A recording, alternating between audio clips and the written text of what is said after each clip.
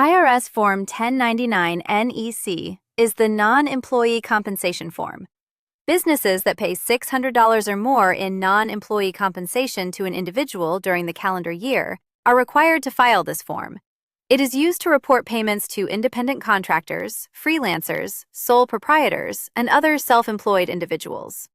Beginning in 2020, the IRS brought back Form 1099 NEC to replace Box 7 of the old Form 1099 MISC for this type of payment. The Payer section identifies the business making the payment. The payer's full legal name, street address, city, state, zip code, and taxpayer identification number appear in the upper portion of the form. The recipient's name, address, and TIN appear in the next section. Providing your correct Social Security number or EIN to the payer ensures the form matches your tax records and avoids backup withholding.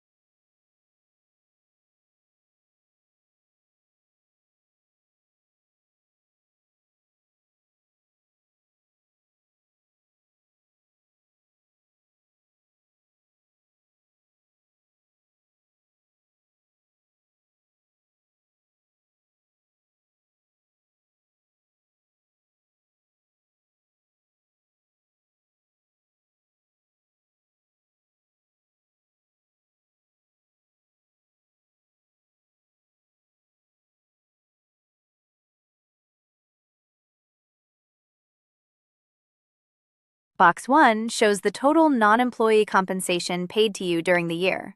This is the key dollar amount you need for your tax return. Box 4 shows federal income tax withheld, which only applies if you are subject to backup withholding. Box 5 shows any state income tax withheld. Box 7 identifies the state in which the income was earned.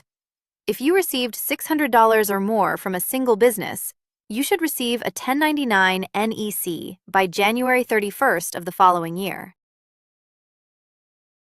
Report the amount in Box 1 on Schedule C as business income if you are self-employed.